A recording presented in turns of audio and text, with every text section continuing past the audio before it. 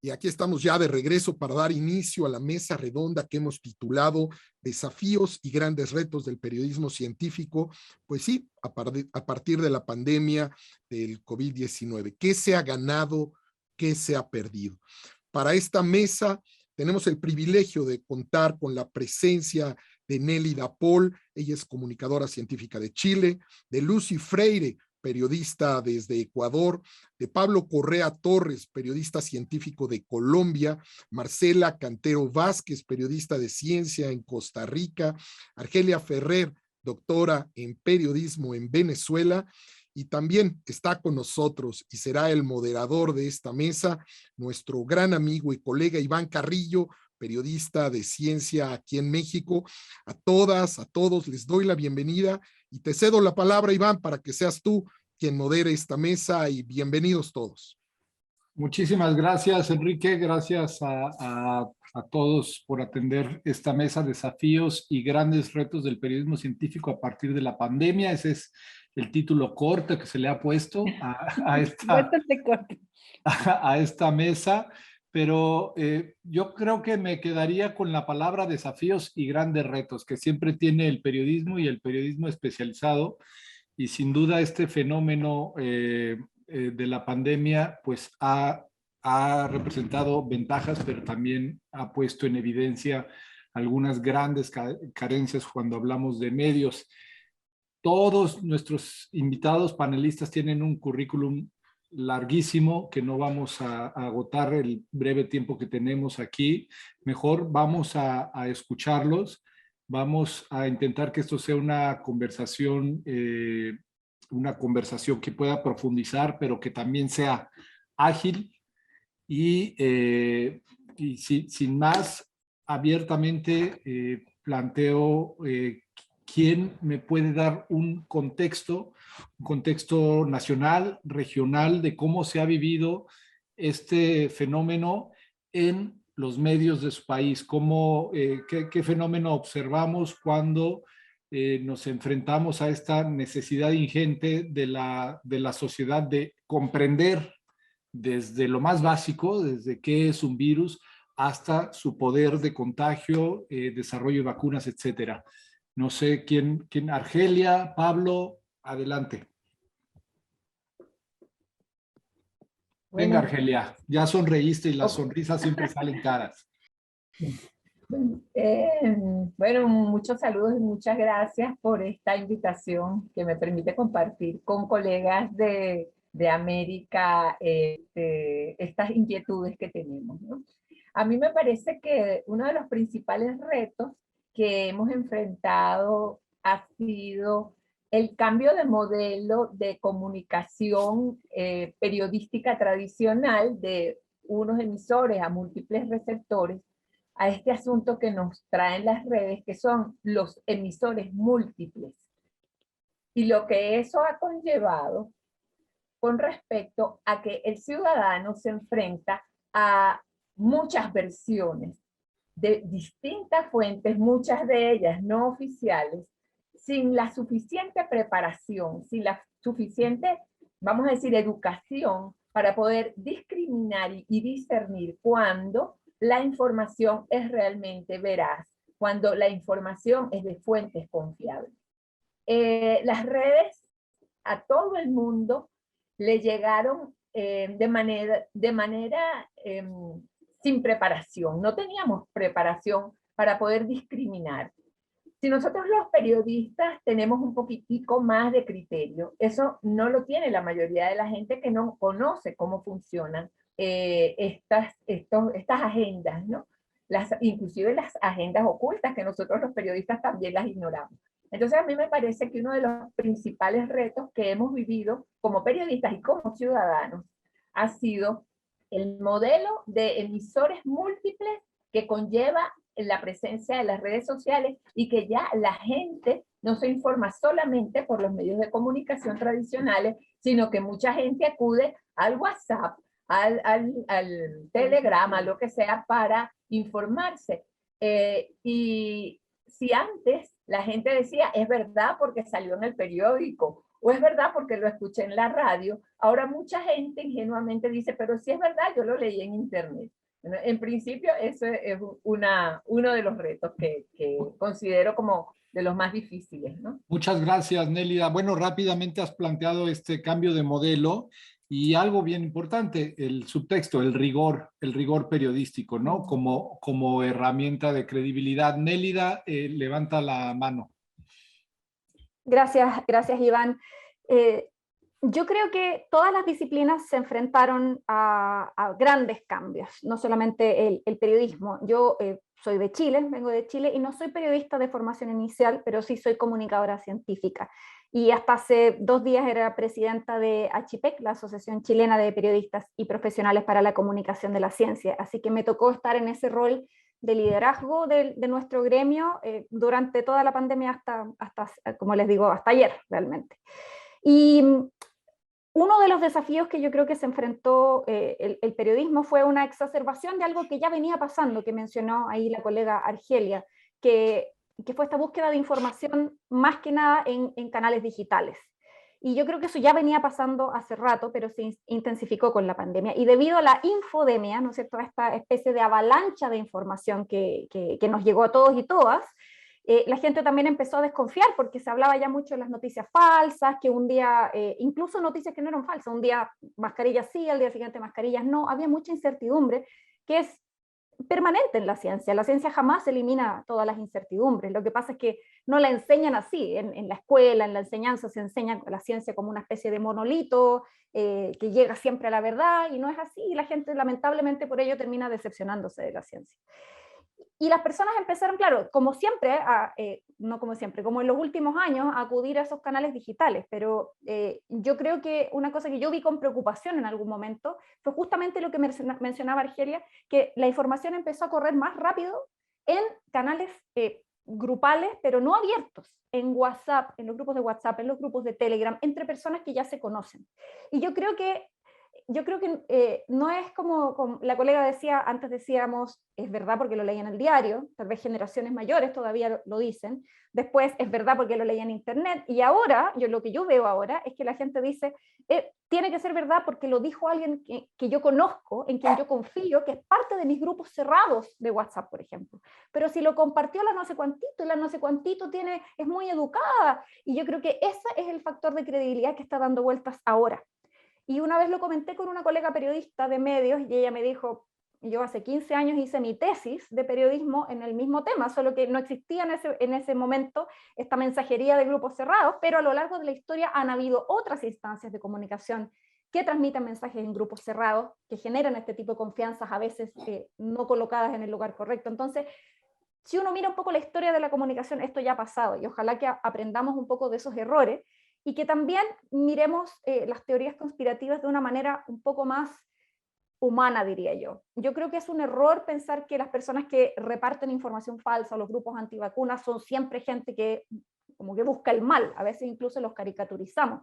Yo creo que tenemos que verlos como, en su mayoría, no todos por supuesto, personas que quieren que su familia esté sana, que la sociedad esté bien, igual que todos los demás.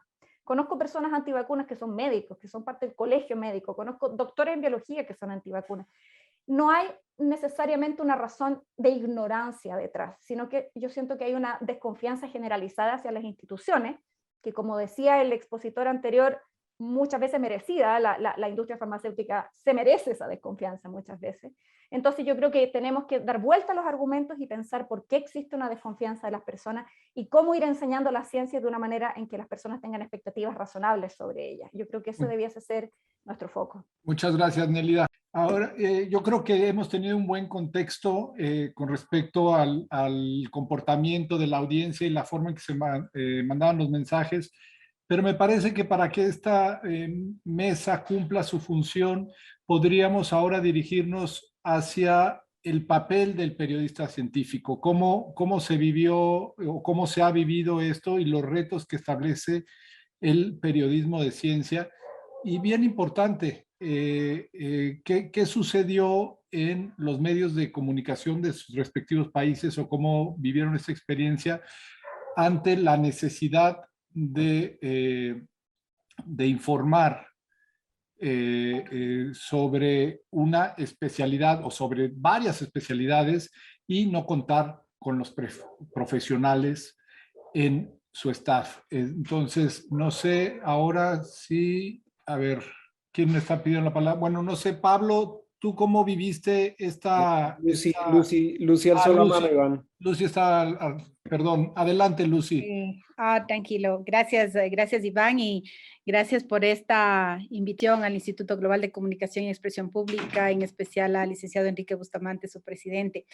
Bueno, yo quiero hablar desde la sala de redacción, porque ese es mi día a día y es donde estoy. Y lo que vivimos y compartir con ustedes. Bueno, debo decir que, Iván, el periodismo científico siempre fue el patito feo de la redacción. No sé si me ayudas. En Ecuador la expresión cultural es esta: el patito feo es el que está por ahí, sabemos que está haciendo algo, sabemos que difícilmente va a salir en portada. Ese era el patito feo, el periodista o el equipo de periodismo científico en el medio. Y con la pandemia todo se trastocó. Pasó de ser el patito feo a el protagonista de la historia. Pasó a ser al que todos consultábamos, del que todos queríamos aprender.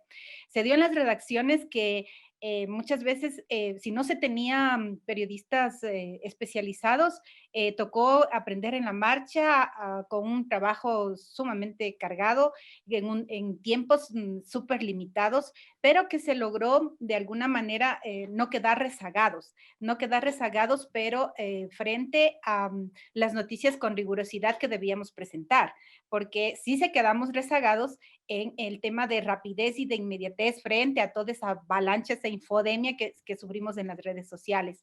Entonces, creo que una de las grandes lecciones, o uno de los grandes desafíos que pienso que se van a enfrentar la redacción es la especialización de los periodistas. Necesariamente, creo que es una necesidad que se visibilizó. Es un empujón que se dio inclusive para la academia, porque en la academia, por lo menos en Ecuador, no es que tengamos un abanico de ofertas, de posibilidades de especialización, y menos cuando hablamos de ciencia.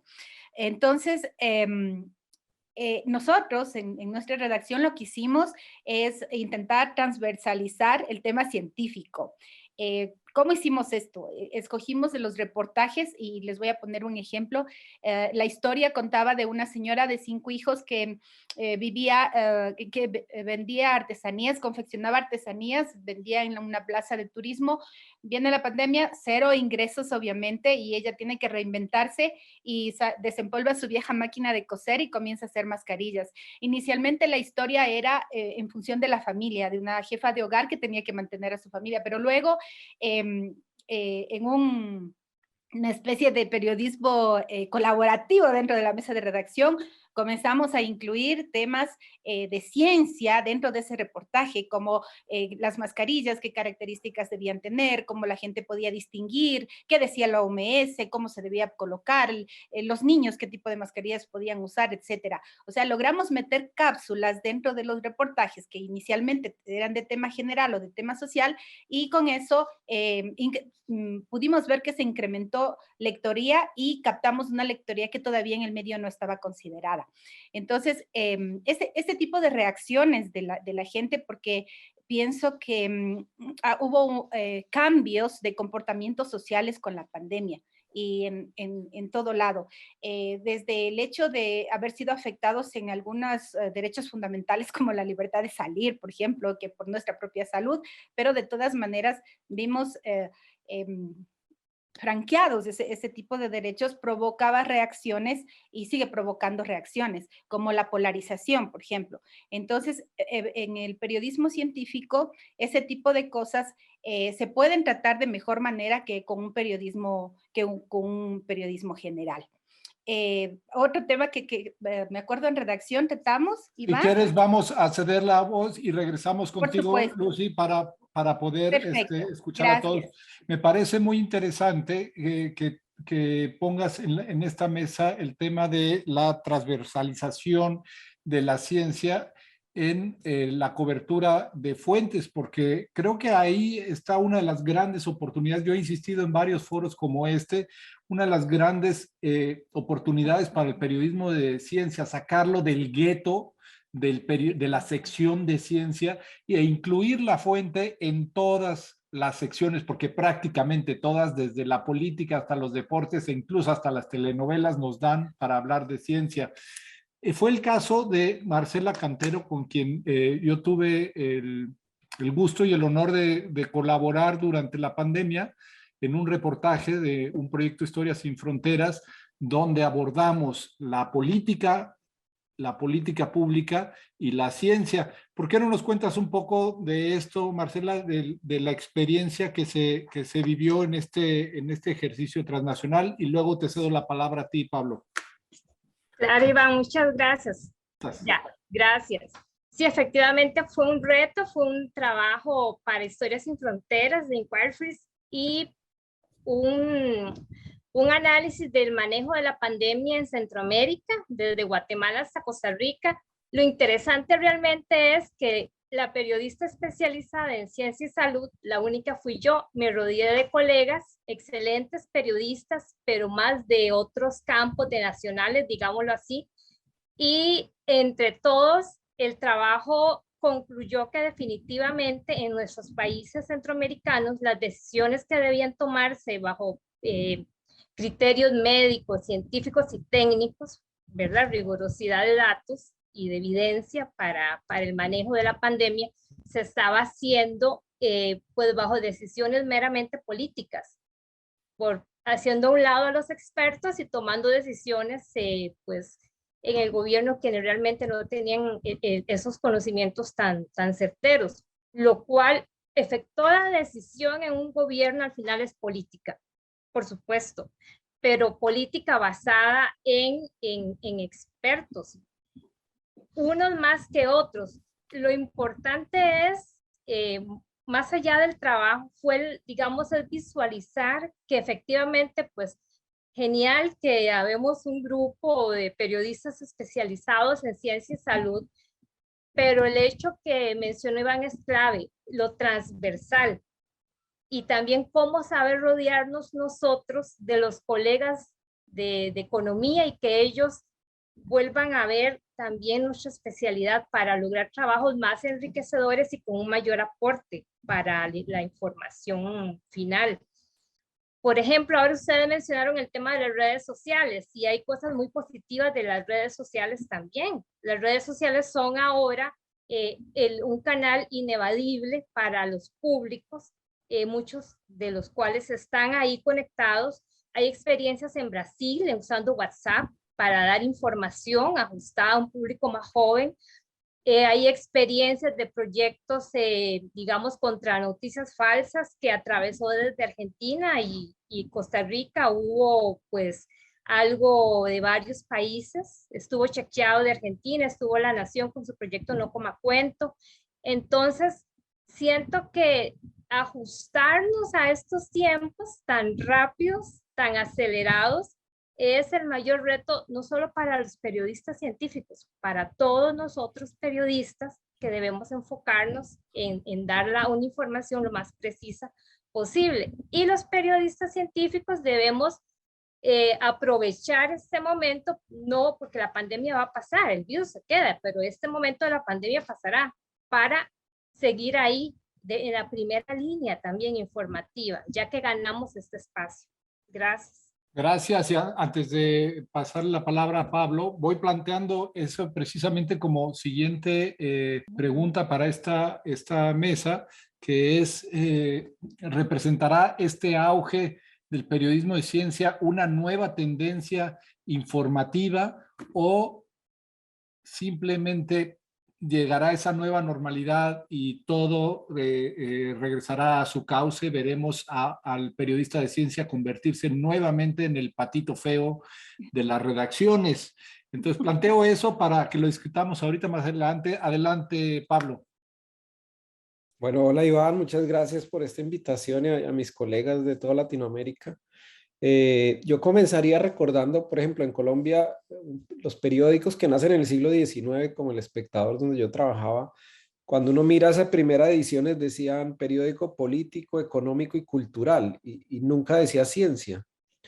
Y prácticamente se pasó el siglo XX sin que la ciencia entrara del todo a nuestros medios de comunicación, ni a la radio, ni a la televisión. Y bueno, pues pasó la pandemia del 1918, llegamos a la del 2021, y si uno va y hace un censo en los medios de comunicación, al menos los de Colombia, pero apostaría que es un fenómeno que se repite en nuestros países, no los encuentra. O sea, ustedes dicen que soy el patito feo, pero es que ni siquiera hay patito feo del todo en la mayoría de medios. Uno se va a medios regionales, locales, y hay periodistas deportivos, económicos, y no encuentra un periodista de ciencia. Entonces, la pandemia toma a Latinoamérica sin periodistas de ciencia en los medios. O sea, las excepciones son contadas. Son muy pocos los que conocemos. Y los medios están acostumbrados a criticar a todo el mundo, ¿no? El gobierno lo está haciendo mal con las vacunas, el gobierno no hace esto bien, el gobierno lo otro. Pero cuando les pones el reflector hacia adentro y les dices, bueno, ¿y cuál es su periodista de salud, de ciencia? No lo tienen, no lo han formado. Si lo tienen, sí, ese es por allá el practicante o el que el que no querían contratar en las otras secciones. Entonces, esta pandemia yo creo que toma a Latinoamérica con un periodismo muy débil, y eso lo vimos en todas las noticias que uno revise, ¿no? Las teorías de conspiración convertidas en noticia, las barbaridades que se decían en términos de cualquier tema. Sin embargo, me gustaría, conectando con tu pregunta, pues ser optimista, y es que la pandemia sí creo que ayudó a tomar conciencia. Vimos aparecer en Colombia, por ejemplo, un fenómeno que me parece maravilloso, es que muchos científicos se adueñaron de esos espacios, empezaron a opinar, empezaron a conquistar, a escribir, y se dieron cuenta de su rol, y eso yo creo que está impactando. Incluso la crítica que le hacen a los medios empezó a generar vergüenza de los medios. Médicos, especialistas que empezaron a decir en redes, esto está mal, esto está mal, esto está mal, le ha puesto presión a los medios. Entonces yo creo que hay cosas positivas. ¿Cuáles deberían ser estos pasos para evitar regresar a ser el patito feo? ¿Cómo podríamos potenciar, cómo podríamos hacer una mirada más optimista de manera en que el periodismo de ciencia finalmente pudiera consolidarse en nuestra región, en América Latina, como goza de una consolidación en los Estados Unidos o en los países europeos? No sé si puedo participar, Iván.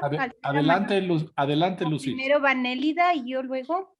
No, adelante, adelante, Lucy. Bueno, yo creo que en este tema de la transversalización, si logramos que esto cuaje, va a ser una oportunidad para que el periodismo de ciencia se quede en todos los aspectos.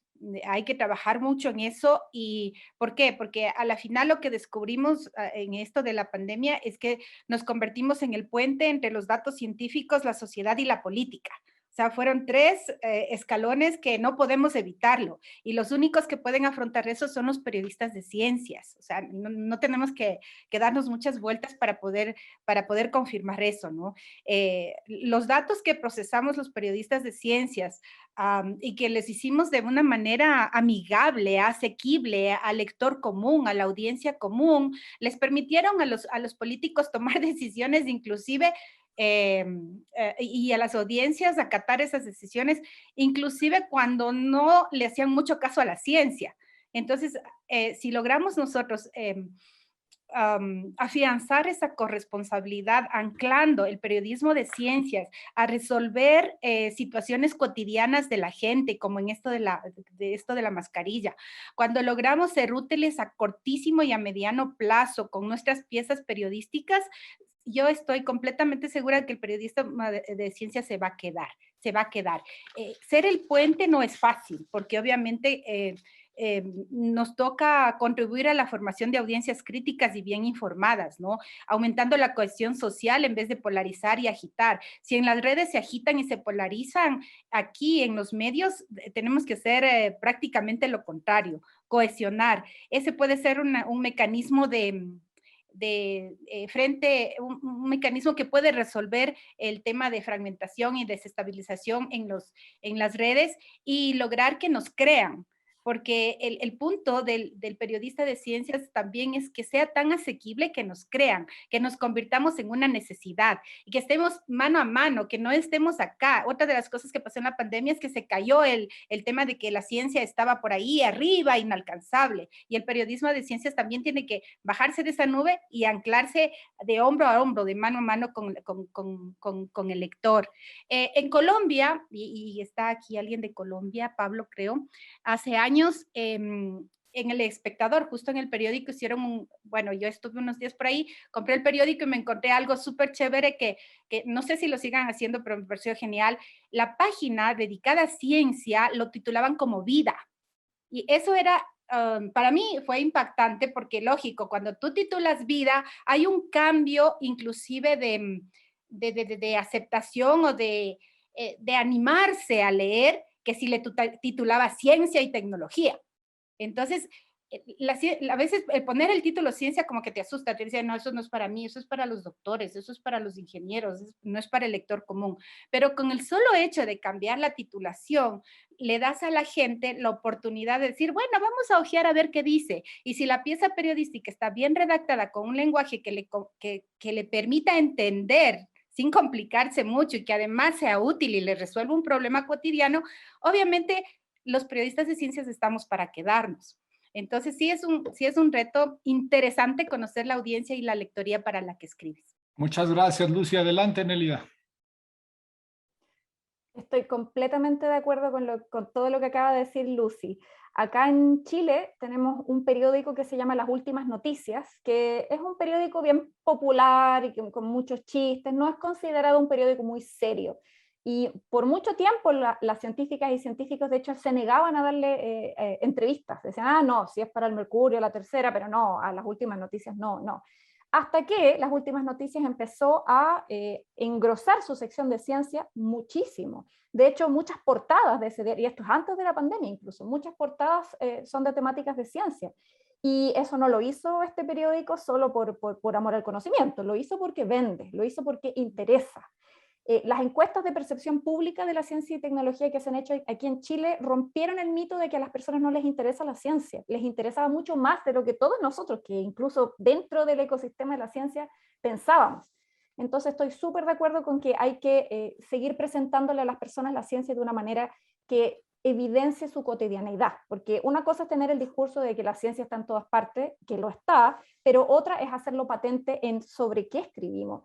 Y tal vez no solamente concentrarnos en escribir sobre contenidos científicos de los últimos descubrimientos, que es una cosa como un poco sin persona, ¿no es cierto? Sin narrativa, tal vez sin personaje, y que es difícil para las personas como entender esa caja negra o esa torre de marfil o la metáfora que queramos usar, sino están como contadas las historias detrás de la ciencia, los métodos que usa la ciencia. Yo creo que eso sería una avenida súper positiva para el futuro del periodismo científico, no enfocarse tanto en mira este brillante diamante pulido, sino que mira el proceso, el largo proceso que nos llevó a tener este diamante pulido. Por algo la gente desconfía también de vacunas que se generaron muy rápido, porque no estamos comunicando todo el trabajo previo, los hombros de gigantes, otra metáfora, sobre los cuales se construyeron las vacunas contra el COVID. Me gustó algo que dijiste tú, Iván, que me llevó en este mismo tema a un congreso al que fui una vez en Argentina, donde alguien levantó la mano y dijo, hay que hablar de ciencia igual a como se habla de fútbol o de teatro. ¿Ya? Yo dije, uy, qué interesante. Y de repente alguien levanta la mano y dice, no, hay que hablar de ciencia cuando se habla de fútbol y de teatro. Y ahí me explotó el cerebro. Eso es, la ciencia está en todas partes, pongamos a la ciencia sus fuentes en todas partes. Y lo último que quiero decir dos cositas más, voy a tratar de ser breve. Uno que en ACHIPEC, en la Asociación Chilena de Periodistas Científicos, el año pasado, dos de las cosas que hicimos, uno fue un video con recomendaciones para periodistas y para editoras y editores para tratar el tema de la pandemia. Por ejemplo, el tema de no polarizar, no tratar de generar controversia donde no la hay. Y en este video pusimos muchas caras conocidas, o sea, personas de nuestra asociación, pero también la presidenta del Colegio Médico, que es una de las personas que más como reputación y respeto ganó en el país el año pasado principalmente. Entonces, mostramos la cara del periodismo científico de la mano con las caras que en ese momento eran más confiables, que eran del Colegio Médico. Y otra cosa que hicimos fue una serie de gráficas, ahí nos asociamos con la Sociedad Chilena de Epidemiología, gráficas para periodistas que estaban cubriendo la pandemia en terreno, ya para su protección personal. O sea, el video lo hicimos como por aspectos éticos, digamos, ojo con cómo estás cubriendo la pandemia, y esta serie de gráficas las hicimos para proteger a los periodistas que estaban saliendo cuando todas las demás personas estaban encerradas, para que no se contagiaran. Entonces, de esa manera fuimos también tratando de aportar al campo. Yo creo que el periodismo científico necesita también más capacitación, y esto es lo último que quiero decir, sobre todo en Latinoamérica, como lo han dicho, hay cursos. Acá en Chile, en la carrera de periodismo, en algunas universidades aparece, después desaparece, dependiendo de las modas. Hay muchos jóvenes periodistas que están interesados en seguir este camino y tienen que armárselo un poco a pulso. Entonces es importante esas instancias de capacitación. Hay programas también en Latinoamérica, están los diplomados, los postítulos. En Chile llevamos desde 2014 un postítulo en comunicación de la ciencia que ahora es online, y que una de sus principales gracias es que junta en el mismo lugar a personas que vienen de las comunicaciones y personas que vienen de la ciencia, porque para tener esas fuentes confiables necesitamos también romper muchos mitos que existen en el mundo de la ciencia, que los periodistas, que cómo piden todo a último tiempo, en el último momento, que mira el titular que me pusieron, y es porque no entienden cómo funcionan las salas de prensa y el periodismo en sí mismo. Y mientras más lo podamos juntar a periodistas y científicas, los primeros 15 minutos se tiran tomate y después se entienden y generan relaciones que duran de por vida, relaciones de confianza. Así es que la capacitación hay que tenerla muy, muy en cuenta. Muchas gracias, Nélida. Adelante, Pablo. Pues yo añadiría lo que han dicho, que claro, la formación es muy importante, que existan espacios de eso, espacios de discusión como este, pero a mí me sigue preocupando que la intervención más importante no ocurre del todo, y es que entren los periodistas a redacciones. Y hay un fenómeno que creo que se está asomando, que a mí me parece problemático, y es que en algunos temas, en salud, en medio ambiente, lo que está empezando a pasar es que hay organizaciones o instituciones interesadas en apoyar y en estimular el periodismo de ciencia, entonces crean sistemas de becas. Entonces aparece cada cierto tiempo que postules a la beca tal y le dan a uno 500, $1000 o lo que sea para que haga un trabajo. Y a mí me parece que eso está creando es como una autopista paralela. Entonces el fenómeno que se presenta es que los periodistas concursan por esas becas, hacen buenos trabajos, pero esas becas, luego esos trabajos no se pueden publicar del todo o llegan a lugares con muy poca audiencia. Y mientras tanto tenemos a los medios de comunicación tradicionales grandes con redes en Twitter, en Instagram, en Facebook o en sus propios portales, con millones de personas en la audiencia, sin periodistas de ciencia publicando ahí. Entonces es el mejor periodismo publicando en sitios donde no se ve, y los sitios donde se ve que tienen esas audiencias no hay periodistas de ciencia. Entonces creo que en nuestra región lo que falta es insertar periodistas de ciencia en radio, televisión y prensa. Mientras no estén ahí, no estamos impactando a las poblaciones más grandes.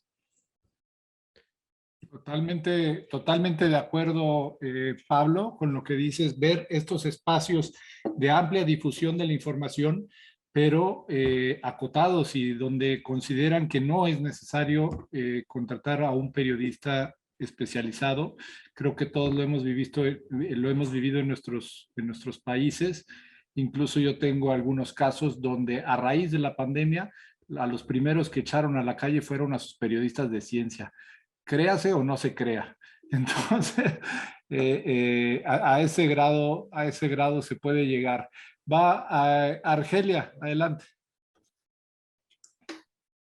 Tú preguntaste o abriste o dijiste puertas que se abren, ¿no? Y yo creo que ya, después que la puerta se abre es difícil cerrar esta oportunidad de opinión y análisis sobre temas de ciencia que tienen los medios a raíz de la COVID. Que señalaba Pablo, que ahora científicos hablan, escriben, hay blogs, hay una puerta que se abrió y que ojalá no se cierre, ¿no? hacer otro tipo de periodismo que va más allá del periodismo informativo, inclusive la conciencia de algo que se hablaba más en los años 70, que es que el periodismo no es solamente informativo, sino que tiene también una función educativa, una función de desarrollo social. Esas puertas están abiertas hoy día y yo creo que nosotros como comunicadores y la academia como tal tiene la posibilidad de mantenerla abierta. Pero hay otro aspecto que también es preocupante. Si nosotros como comunicadores o como investigadores de la comunicación no empezamos a escuchar qué es lo que dice la gente o qué es lo que la gente lee de lo que nosotros decimos. Los estudios de audiencia, de recepción, tienen una larga tradición y yo creo que es un momento de retomarlos también para saber, porque nosotros sabemos lo que decimos, pero ¿qué hace la gente con lo que nosotros decimos? Muchas veces esa falta de conexión o de entender que lo que nosotros decimos tiene un sentido, eso está tamizado por las opiniones de las personas, por su nivel educativo, por sus deseos, por sus intereses. Sabemos que escuchamos lo que queremos escuchar. Entonces, ese tipo de estudios, ese tipo de análisis, yo veo poco que se haya hecho, ¿no? Y yo creo que eso también pudiera ser un elemento que impide que la comunicación llegue como debe llegar y a donde debe llegar. Sabemos que la gente es un término, pero que las personas constituyen una gran cantidad son públicos, los públicos son heterogéneos, no son homogéneos, y los mensajes vienen siendo homogéneos. Entonces, bueno, yo hago una invitación a la academia, ¿no? Que retome estudios de recepción para ver si lo que se está comunicando realmente está llegando a las audiencias de la manera en que debe llegar y con el sentido que se quiere transmitir. Eso era lo que quería aportar. Gracias. Ahora cedo la palabra. Dame un segundo, Marcela, nada más avisarles, darles una buena noticia.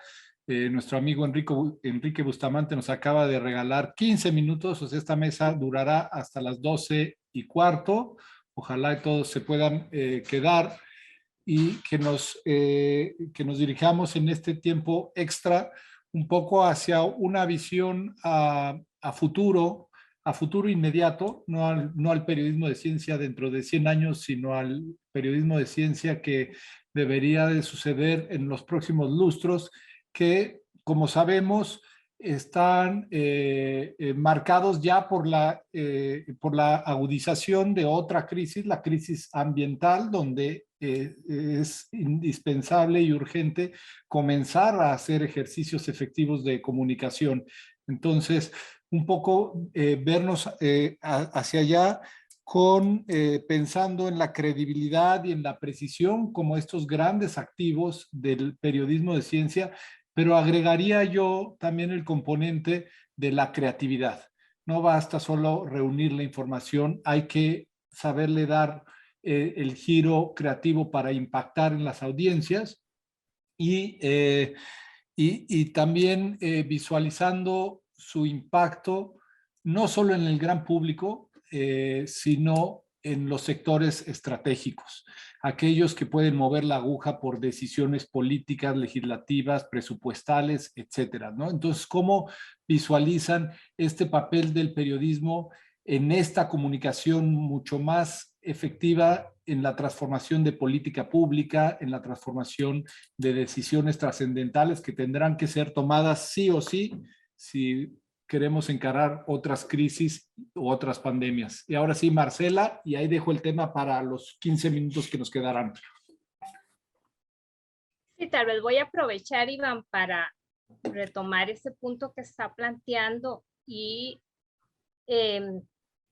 Pablo entrevistó a finales de agosto a George Cohen de Science y le preguntó precisamente que qué errores veía él que cometían desde los grandes medios hasta medios más pequeños en cobertura de temas científicos. Y él dio una respuesta muy favorable y dijo que esta era la mejor cobertura en temas de ciencia que él había visto. Y lo dijo George Cohen. Entonces, yo creo que sí hay que ser un poco positivos, ¿verdad? En medio de todo. O sea, el tema de los grandes medios y cómo ellos están reestructurando sus redacciones ya es algo que está pasando en todos nuestros países. Pero a la par de eso está surgiendo algo que debemos aprovechar para este futuro cercano, que es las nuevas propuestas. O sea, revisar nosotros, cada uno de nosotros, revisar qué es lo que estamos planteando a nivel de contenido y cómo lo estamos llevando a las audiencias. Tal vez no podamos impactar a las grandes masas, ¿verdad? Pero sí podemos impactar a públicos o a decisores, a personas que toman decisiones en nuestros países en diferentes temas de ciencia, ambiente, salud. Entonces, las nuevas propuestas, los podcasts, los Facebook Live, los trabajos como la experiencia que hicimos con Historias Sin Fronteras, trabajos transfronterizos con equipos multimedia y equipos que se llenen de un periodista de ciencia, un periodista de data, o sea, tratar de hacer algo un poco con una visión más regional. Eso va a tener más fuerza ahora, siento que es el mejor camino. Olvidarse ya, claro está, el tema de competencia y de primicias, eso ya pasó a la historia y en ciencia también y en salud. Entonces, esa experiencia, y resalto lo que dijo la colega Argelia, de conocer más, de estudiar un poco más cómo se están recibiendo nuestras informaciones para retroalimentarnos y seguir pues cada uno por un camino donde vaya visualizando resultados y apostando a un periodismo científico duro, informativo, que realmente no sean ya las típicas notas de color que muchos medios se han considerado.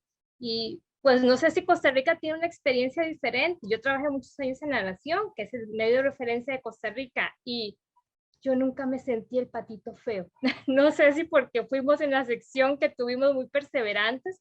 Nuestra editora, periodista científica, Debbie Poshner, siempre estuvo en la sala, en las reuniones de editores, llevando nuestros temas. Tuvimos temas en portada y tuvimos otros muchos que no, pero digamos que tratamos de hacer unas propuestas informativas interesantes y en Costa Rica puede ser que ayude mucho que tema de salud, tema de ambiente es culturalmente muy interiorizado en nuestras audiencias. Pero siento que ahora hay unas nuevas generaciones, tal vez no con formación científica como tengamos nosotros de trayectoria, pero que están adentrándose ahí. Entonces hay que visualizar que sí se va, o sea, sí hay logros, ya hay cambios importantes y positivos. Gracias. ¿Qué piensan sobre nuevas tendencias en el periodismo o nuevas prácticas como periodismo de soluciones, periodismo constructivo, que también han visto la luz ante el bombardeo muchas veces negativo de noticias? Pues se ha puesto la mesa la necesidad también de un periodismo que emocionalmente no impacte de manera tan negativa en la audiencia y pueda construir o pueda aportar en el debate de las soluciones, etcétera. Y adelante, Nelida, te cedo la palabra. No sé si va en relación a esto y si no, pues ahí dejo la pregunta para ir cerrando. Nos quedan 15 minutos. Gracias, Iván. Lamentablemente yo no me puedo quedar hasta los 15 minutos, pero sí quiero mencionar dos cosas. Uno es sobre lo que tú acabas de decir del periodismo soluciones, pero voy a partir por lo negativo para terminar con lo positivo. A mí una cosa que me genera profunda desazón y que me tiene, de hecho, derechamente obsesionada, es la polarización política que estamos viviendo y que yo siento incluso en mi propia persona. Y me refiero a los medios. Yo creo que cuando yo era un poco más chica pensaba, mi hijo me está interrumpiendo, pero ya voy. Yo me daba cuenta que había ciertos medios de comunicación que contaban con un respeto bastante generalizado, que eran considerados objetivos y que personas de distintas partes del espectro político podían considerar sus opiniones. Y veo eso cada vez menos. Veo que las informaciones que se reparten, digamos, en medios más vinculados a la izquierda son diferentes a las de medios más vinculados a la derecha, que las personas no están leyendo medios que no calcen con su ideología previa, ¿ya? Y eso me preocupa mucho porque lo veo también en otros aspectos de la vida cotidiana, esa polarización. Y me encantaría volver a tener o a sentir que hay figuras de tal respeto o personas que inspiren tal respeto, que sean tan empáticas hacia todos los colores del arco iris de posibilidades, que las personas, incluso si tienen una opinión diferente, las escuchen. Y eso lo veo muy poco en los medios y en otros canales de comunicación, y eso me asusta. Y ya para terminar, antes de que mi hijo me rompa la ventana para entrar a la pieza, quería mencionar justamente el periodismo de soluciones. Yo trabajo en comunicación de temas ambientales y lo vivo día a día, el gran problema que hay porque estamos repartiendo información de fin de mundo. Y podemos sentir, quienes estamos cercanos a la ecología, podemos sentir que eso efectivamente está sucediendo, hay dolor ahí, sabemos que es grave, pero si solamente decimos el mundo se está acabando, no estamos dando ninguna herramienta para solucionarlo, y además estamos haciendo que la gente se cierre, porque ya con más malas noticias nuestro corazón ya no puede. Yo veo en el periodismo de soluciones una alternativa, ¿ya? Que no es este periodismo como... ¿cómo decirlo?, superficial, que habla de, por favor hijo, ya vaya a terminar, que habla de que todo está muy bien. No, las cosas no están bien, pero sí que muestre las alternativas que se están desarrollando y su potencial de éxito o de fracaso. Y ahí yo veo una pequeña luz de esperanza. Muchas gracias, Nélida, para ese futuro que se está asomando en la cámara. Esperanza para ese futuro que se deja ver en la cámara. Muchas gracias, Nélida. Hola. Pablo, adelante.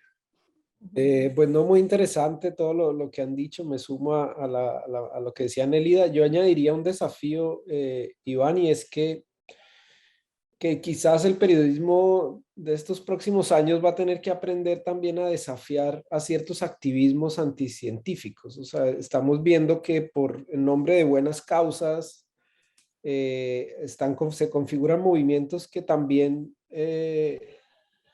sus mensajes van en contra de la ciencia.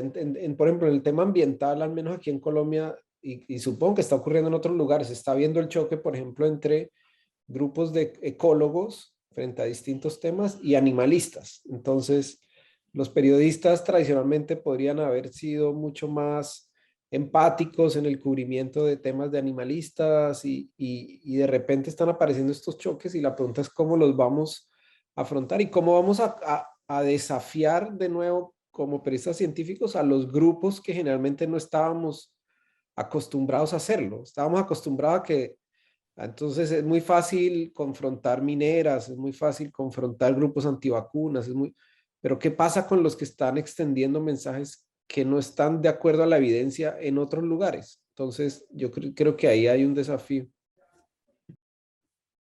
Qué interesante, Pablo, el punto que planteas. Creo que ha estado, bueno, yo no lo había escuchado en estas conversaciones. Interesante los nuevos retos y también el balance informativo, ¿no? La cuestión de darles espacios a estos movimientos como bajo el pretexto de la equidad informativa.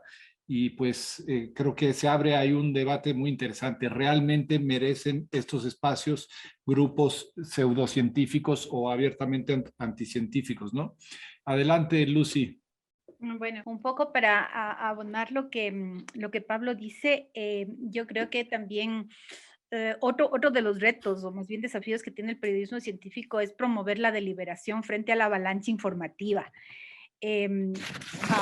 Los lectores, la audiencia en general recibe la información de las redes y de acuerdo a su formación, a su sesgo, a lo que él cree, se hace determinada imagen, no se crea su imaginario respecto a un tema.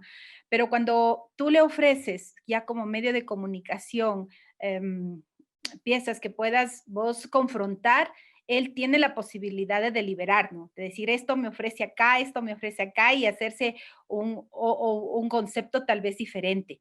Y en eso quiero regresar y yo sí le tengo mucha fe a esto de lograr llevar el periodismo de ciencias como decía, de mano a mano, de hombro a hombro con el lector normal, con el lector común.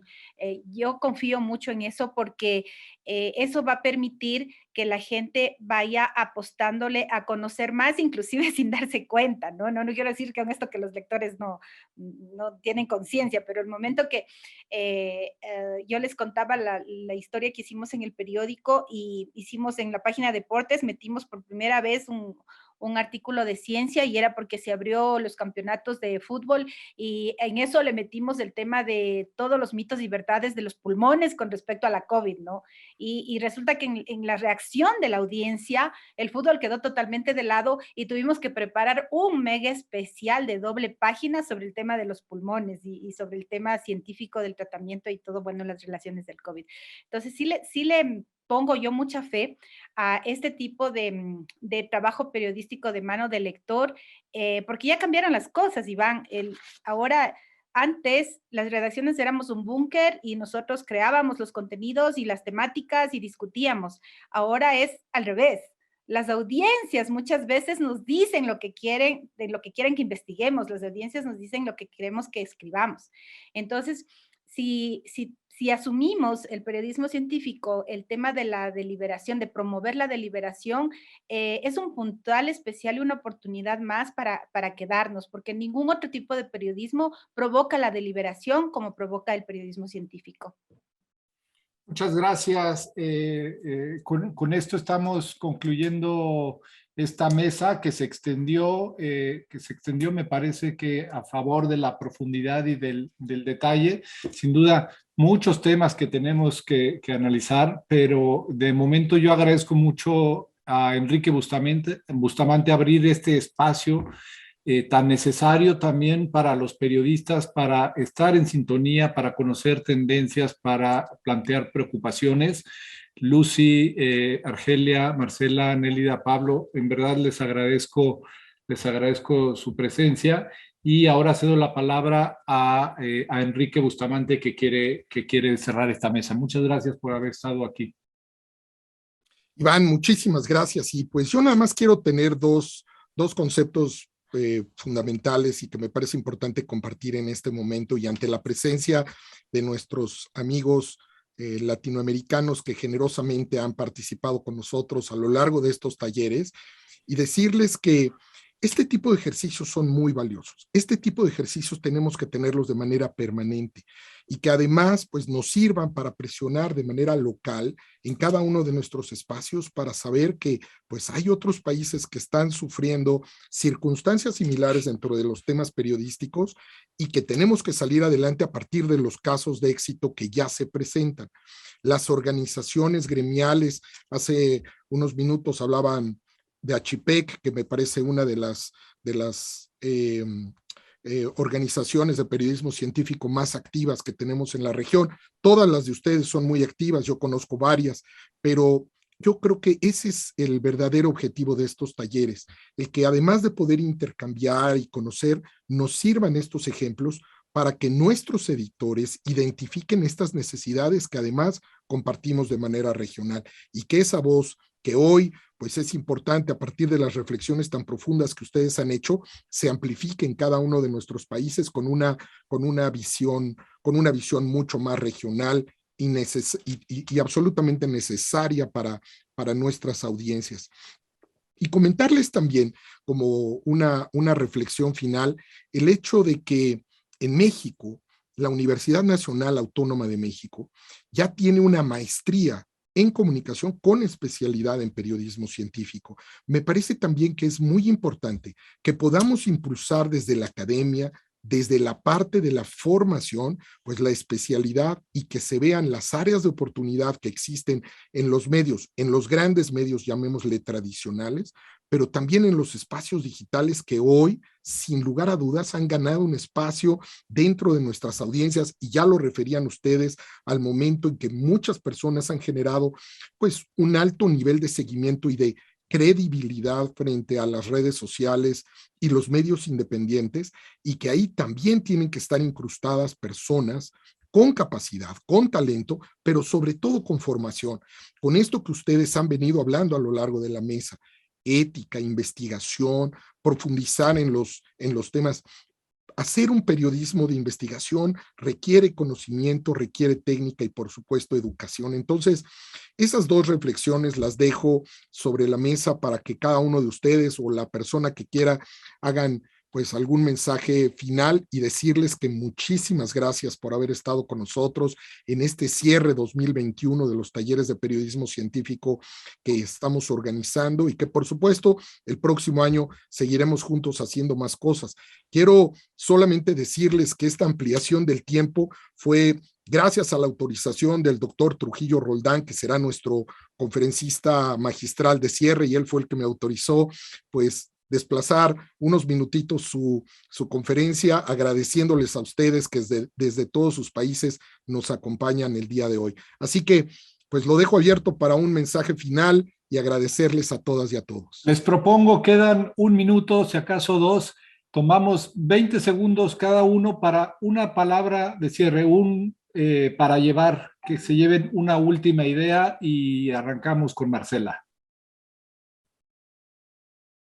Pues gracias, sí, perdón, simplemente es muy, muy importante el tema de unir esfuerzos en regiones, nosotros los periodistas científicos, y visualizar coberturas transnacionales. Argelia. Educación, necesidad de educación para los periodistas y para la comunidad en general. Y gratitud hacia ustedes. Más instancias en que podamos conocernos, tanto personas de distintos países como científicos, comunicadores, gente de la comunicación audiovisual, educadores, más conexiones entre las distintas disciplinas y regiones. Pablo. Bueno, no, yo que siga floreciendo el periodismo científico latinoamericano. Gracias, Lucy. Te tocó poner el cierre de oro. Venga. Podrá cambiar el mundo, podremos cambiar las personas, pero la esencia del periodismo jamás va a cambiar y es del servicio a la comunidad. Servicio a la comunidad. Con eso nos vamos. Pues muchísimas gracias nuevamente a todos por su presencia. Gracias, Enrique, por la invitación y ojalá y estos diálogos puedan continuar de manera más formal, sistemática. Gracias a todos. Gracias a ti, Iván. Gracias a todos. Y vamos a una cortinilla para pasar inmediatamente a nuestra tercera y última conferencia magistral de este taller.